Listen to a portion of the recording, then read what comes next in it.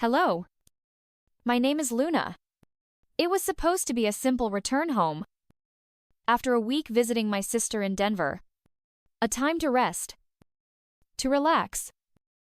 To slip into the comfort of my favorite armchair with a warm cup of tea.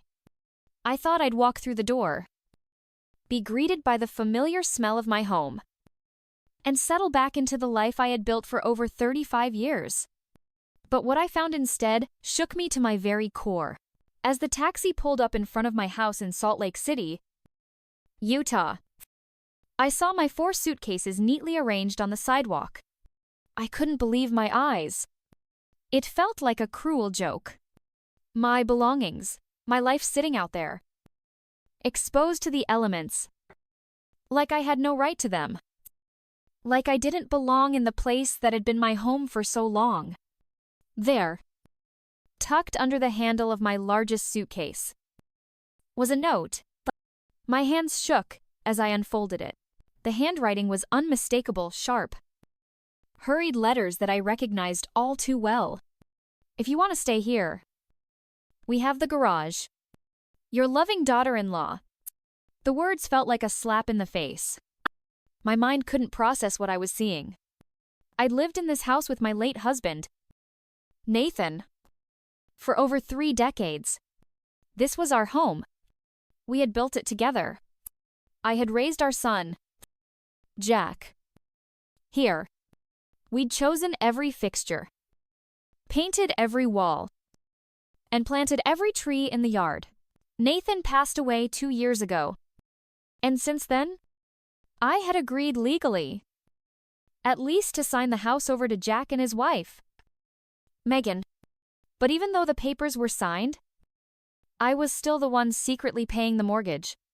I felt the weight of the years of the sacrifices, the late nights, the second job I took when Jack was in college, the weekends spent watching the grandkids, so Jack and Megan could have some time alone. All of it, the years of love and labor, meant nothing now. My family had thrown me out, reduced me to nothing more than a burden. I stood there, staring at my belongings on the sidewalk. The rain began to fall, each drop a painful reminder that I was no longer welcome in my own home. I fumbled for my phone and called the bank. My hands were trembling as I dialed the number. Before the taxi even pulled away, I knew what I had to do. I needed confirmation of what I already suspected. Yes. Mrs. Wilson, we show that your automatic payment of $1,867 went through last Friday as scheduled. The customer service representative confirmed. Thank you, I whispered, hanging up the phone. My heart felt heavy. This house, this place I had poured so much of myself into, it was no longer mine. I wasn't just losing the house. I was losing my place in the world, my identity, my connection to everything that had mattered to me. I stood there, alone, under the heavy sky, trying to process the impossible reality. I had always been the strong one, the one who held the family together, who sacrificed for them. And now, it seemed like they were trying to erase me, to push me aside like I didn't matter. The garage door was unlocked. I stepped inside and was hit by the cold stereo layer. A twin mattress leaned against one wall, with a small nightstand and lamp beside it. My clothes had been hung on a portable rack. My books, photos, and keepsakes were stacked in cardboard boxes labeled Mom's Stuff, all in Megan's handwriting. It was like a cruel joke.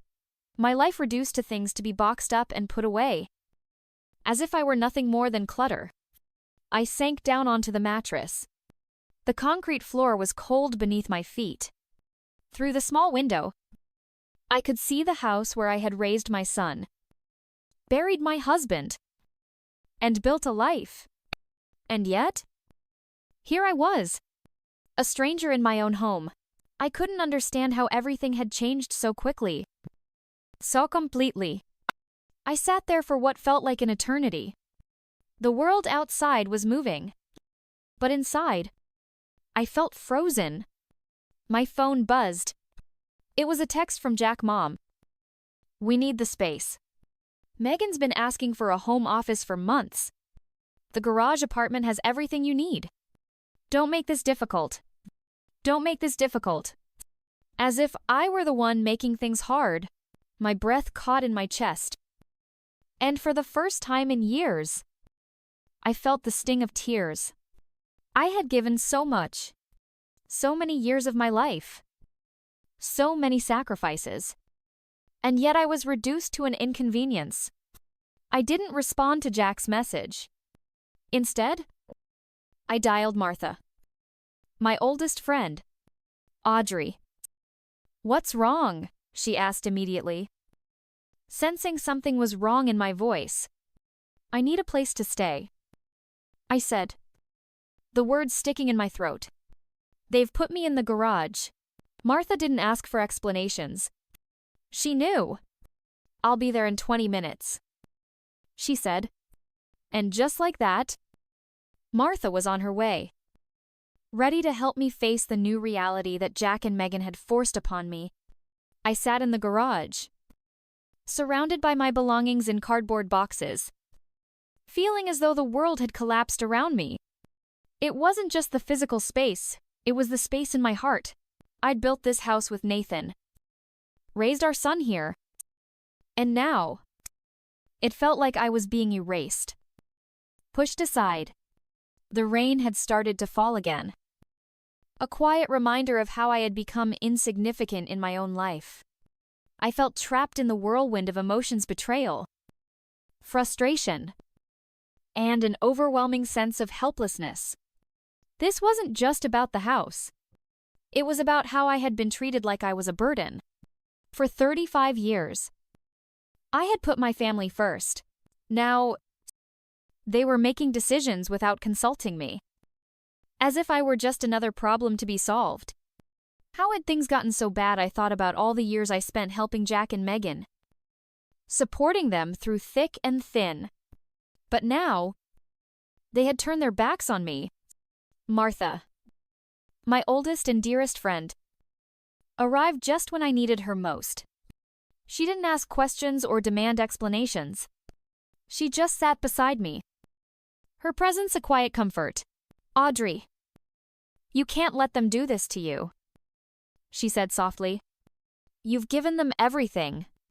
It's time to think about you." I couldn't find the words to respond.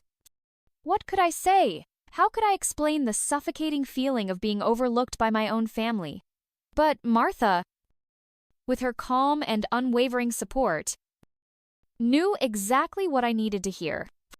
"You've been giving your whole life. Audrey, you've raised Jack, helped Megan, and supported everyone else. Now it's your turn to take back control." Her words were like a spark in the dark. I had spent so long taking care of everyone else that I had forgotten how to take care of myself. But in that moment, I knew what I had to do. I had to stop shrinking for the comfort of others. I had to stand up for myself, even if it meant challenging my own son. That night, I made the decision. I called the bank the next morning and stopped the automatic mortgage payment. It was a small act, but it was mine. I wasn't just a mother or a widow anymore. I was Audrey, and I had to reclaim my life. The next few days passed in a blur. I wasn't sure where to start. But Martha and Brian, the lawyer she had recommended, helped me get the facts. Brian was sharp, straightforward, and kind. As we sat in his office going over the details, he said, "You've been making payments on a property that's no longer in your name. Technically, Jack and Megan have control now, but legally, you have some rights." His words were a revelation. I had a right to challenge this. I had been supporting the house for 2 years, and now I had to protect what was mine, what I had built. Brian told me, "Before we go to court, you need to confront Jack and Megan. They need to understand what they've done. I knew that was the right approach. As much as I wanted to run to legal action, I had to give my son one last chance to do the right thing. I called him later that day. Asking to meet, he didn't know it yet. But I wasn't going to let him manipulate me any longer. The next morning, I stood in front of my son's house. Heart racing. It felt surreal. Like I was walking into a stranger's home. I rang the doorbell. And when Megan opened the door, her smile was tight. Forced. "Luna." "What's going on?" she asked. "I need to talk to both of you," I replied, my voice steady despite the storm of emotions inside me. Jack came down the stairs, wiping his hands on a dish towel. His face was unreadable, but I could see the discomfort in his eyes. "What's this about?" he asked, glancing nervously at Megan. "I came to talk about the house," I said, my voice firm now. "I know you're planning to sell it, but there's something you need to understand." Megan sighed, clearly annoyed. "Luna, we know how you feel, but we have to think about our future. You can't keep living in the past." I held my ground, my chest tightening. This house was my home for 35 years. Nathan and I built it together. And now, you're just going to sell it without a second thought. Jack and Megan exchanged a glance. I could see their annoyance turning to guilt. But it was too late. I had made my decision. "I've been paying the mortgage for the last 2 years," I said quietly, each word like a hammer on my heart. "Yeah. $867 a month. From my account. To keep a roof over your heads." Jack shifted uncomfortably. But Megan spoke first, dismissing my words. "That was your choice," she said coldly. "We never asked you to do that. I did it because that's what family does," I said, my voice rising now. "I wanted to help, but I won't be invisible anymore." Jack looked away, clearly uncomfortable. But I didn't let up. "I stopped the automatic payments," I said firmly. "If you want to sell the house, you'll have to pay for it yourselves." Megan's face turned red with anger. But I stood tall. "If you want to sell it, you'll need to deal with the consequences. I'm not just a footnote in your life. I'm Luna. And I'm done being treated like a burden." With that, I turned and left, feeling a quiet sense of victory. For the first time in years, I had taken back control. I wasn't just walking away, I was walking towards a future where I mattered, where my voice was heard. I walked away from Jack and Megan's house with my heart pounding in my chest. I couldn't shake the feeling that everything I had known, everything I had loved, was slipping away. I'd fought for myself for the first time in years. But at what cost? The truth was, I had no idea what would come next. Would Jack understand? Would my son forgive me for standing up for myself? My emotions were a storm inside. But I couldn't go back now. That night, I sat alone in the quiet house, the silence echoing through every room. It felt so empty, yet strangely comforting. The house had once been filled with laughter, with memories of Nathan and our life together. Now, it felt different. But I was no longer just a mother, a widow, a woman swallowed by the needs of others. I was Luna, and I had a right to be heard, to be seen. I couldn't stop thinking about Jack's face when I walked out. I could still hear his voice, softer than I had ever heard it before, full of regret. He had sounded lost, unsure of how to fix the mess he had created. Maybe, just maybe, this was the turning point. My phone buzzed, snapping me back to reality. It was Jack. For a moment, I hesitated. My finger hovered over the screen. Was he going to yell at me again? Or had this conversation finally sunk in for him? I took a deep breath and answered, "Mom, we need to talk," Jack said, his voice still holding that softness I hadn't heard in years. I felt my stomach tighten. Was he finally realizing the gravity of everything? Or was this just another plea to get me to back down? I stayed quiet, letting him speak.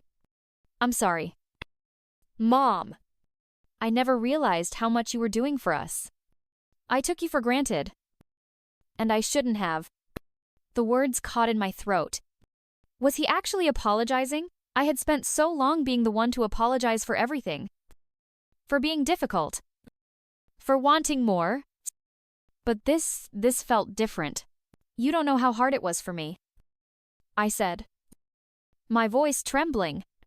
"I've been doing everything for you both. And when I finally needed you to see me, to acknowledge what I've given up, you pushed me away." There was a long silence. I could tell he was thinking, processing the weight of my words. Finally, Jack spoke again, his voice quieter, almost defeated. "I didn't know. I didn't see it. I've been selfish. And I'm sorry. I want to make this right. Mom, I really do." It felt like a weight lifted off my shoulders. But a small part of me still wondered if this was just talk. Was this truly the turning point? Or was I fooling myself into thinking things could change? I don't know if it's that simple. "Jack?" I replied, my voice firmer now. "This isn't just about the house. It's about respect. It's about seeing me for who I am. Not just as your mother or as Nathan's widow. I'm Luna. And I need to be treated with dignity." I could hear Jack's breath hitch on the other end of the line. "I understand. I'll do better. I want to fix this. Mom, I'll do whatever it takes." For the first time in a long time, I believed him. It wasn't a full resolution. Not yet. But it was a start. And sometimes, that's all we can ask for, just a start. Over the next few days, we talked more. Jack and I. It wasn't easy. And it wasn't perfect. There were awkward silences and moments where I thought he might pull back into the same old patterns. But he didn't.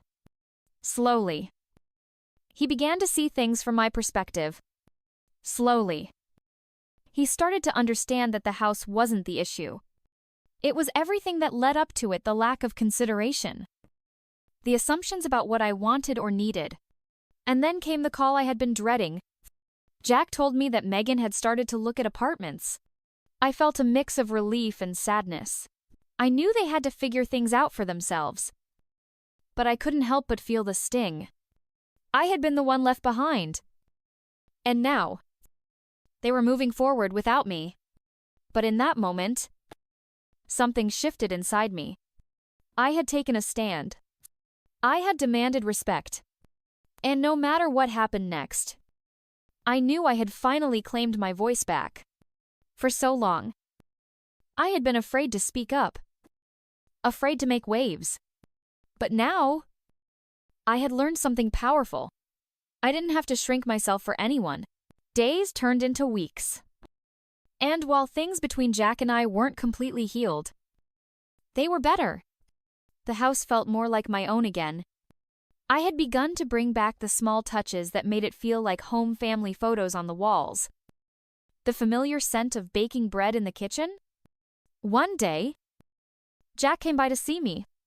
He stood in the doorway, a little hesitant. I could see that he wanted to say something but wasn't sure how. "I'm sorry, Mom," he said, his voice quiet. "I never meant for it to get this far. I've been thinking about everything, and I want you to know that I see you now. I see everything you've done for me." I smiled softly.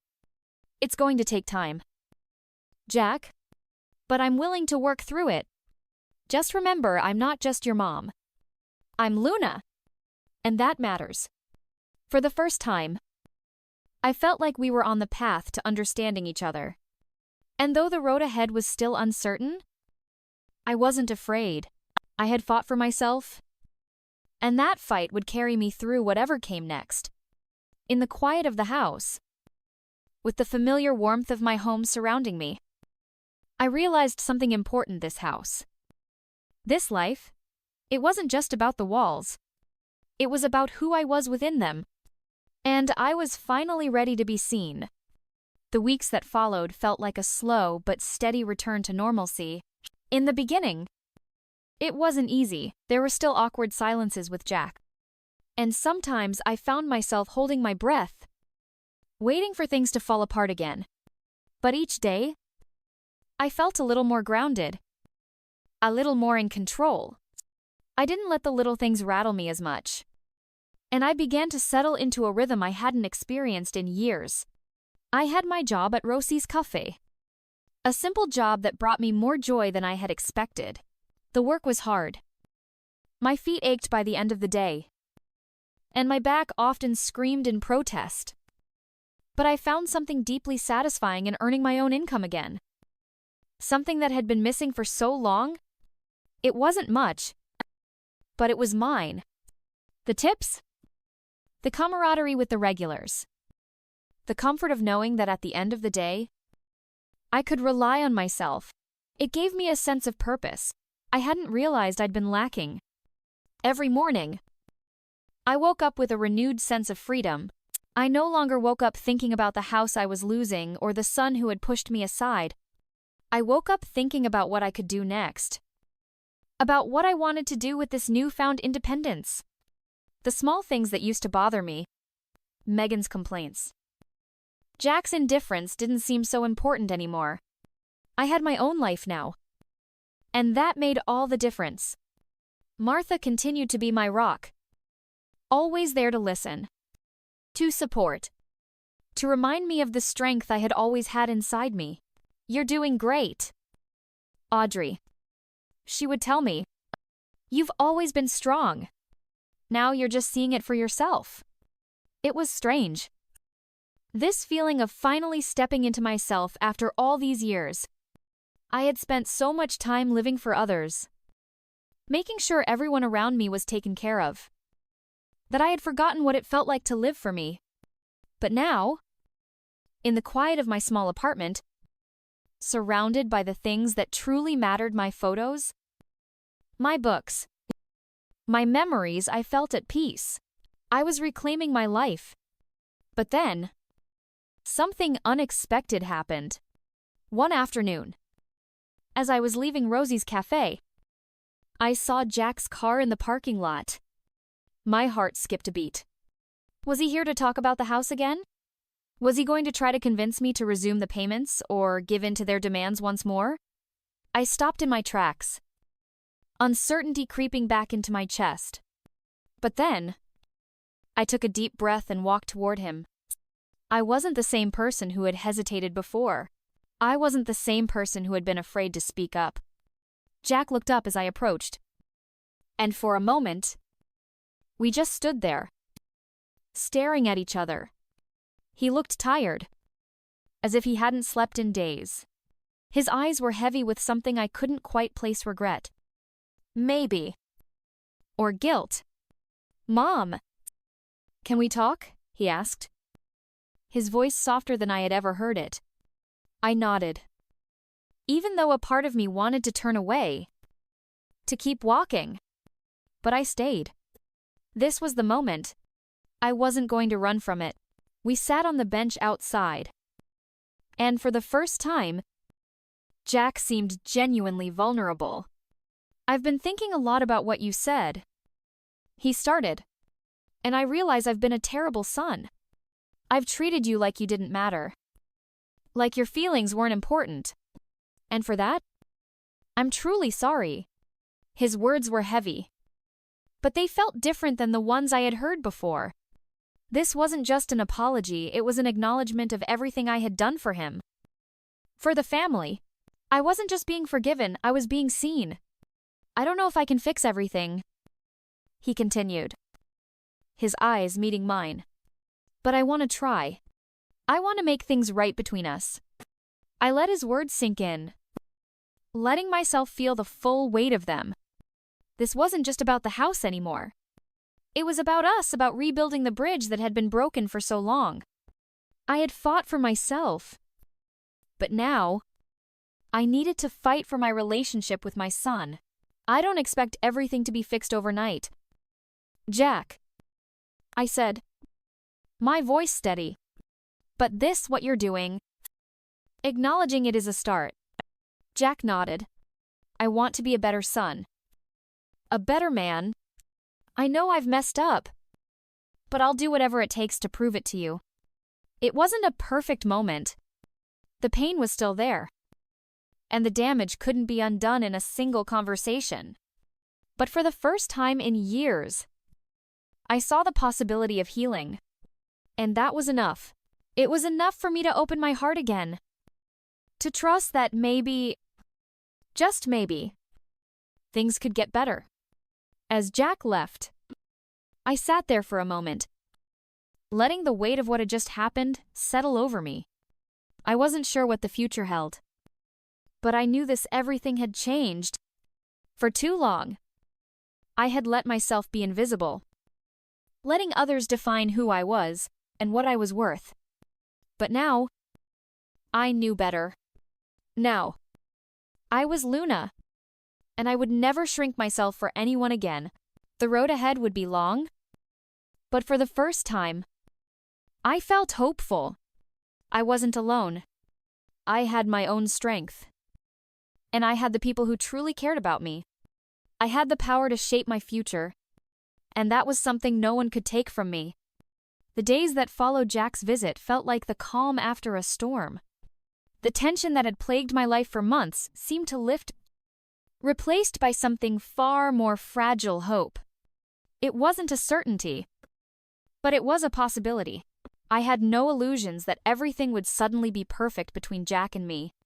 After all, this kind of hurt couldn't be undone overnight. But there was a shift. A small, quiet shift. And that was enough for me to move forward. I spent more time at Rosie's cafe. And each day, I felt more and more comfortable in my own skin. The work was exhausting, but satisfying. The customers, familiar faces who had become friends, I would greet me with smiles and small talk. And for the first time in a long time, I felt like I was part of something. My life wasn't defined by the four walls of my house anymore. It wasn't defined by the drama, the arguments, the betrayals. My life was defined by the choices I made now, by the strength I had found in myself. Martha continued to be my anchor. She was there for me when I needed her, just as she always had been. I'm proud of you, Audrey, she told me one evening as we sat on the porch swing, sipping iced tea and watching the world go by. You've taken back your life. You've made your peace. I smiled, grateful for her unwavering support. I still don't know if I've completely forgiven myself. Martha, I've let things go too far. For so long, I put everyone's needs before mine. And now, it feels like I'm just starting over.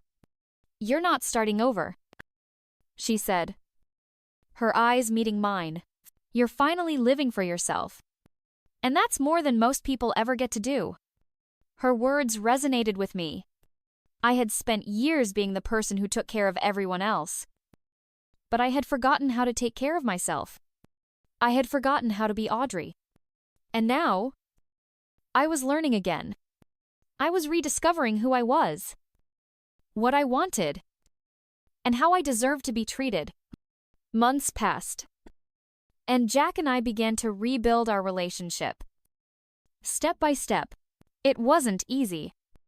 And there were still moments of discomfort, awkward conversations, misunderstandings, small fractures that needed to be healed.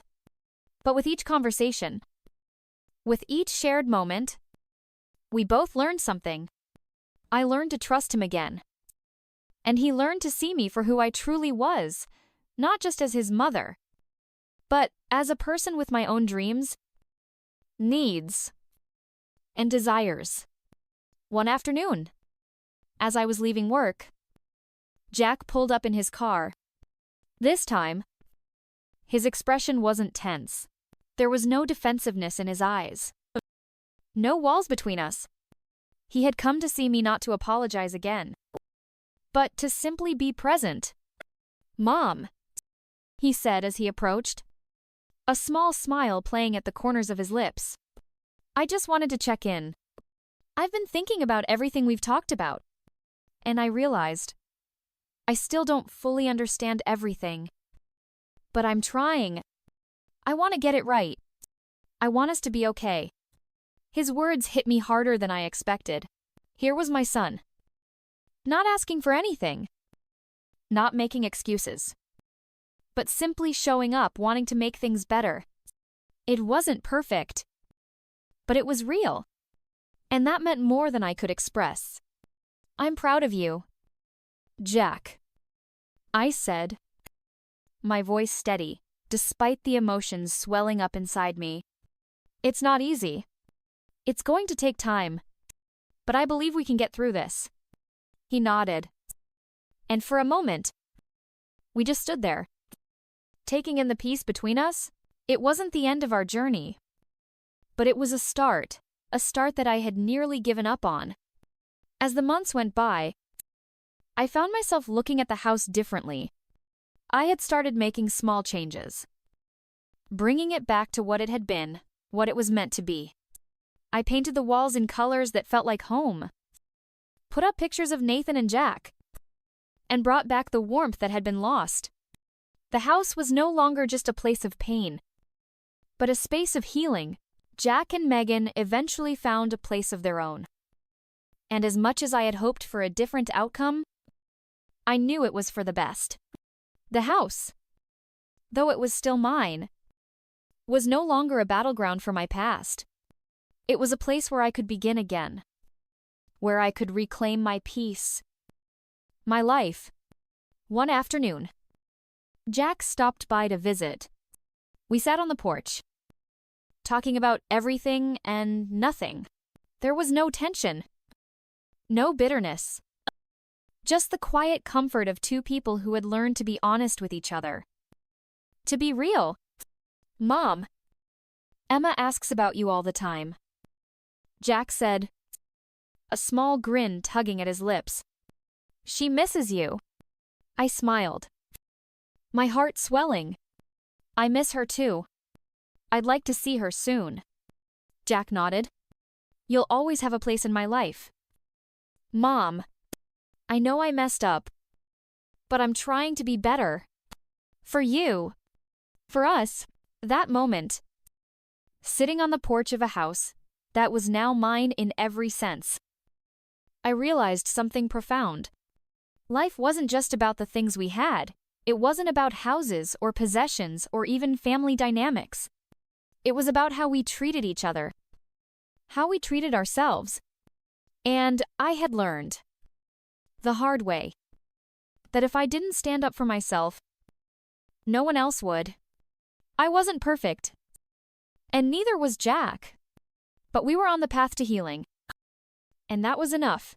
The lesson I learned was simple, yet powerful. It's never too late to reclaim your life. It's never too late to stand up for yourself, to be seen for who you truly are. And in that moment, I knew I had found something far more valuable than any material possession: my own strength, my own voice. And with that, I felt ready to face whatever came next.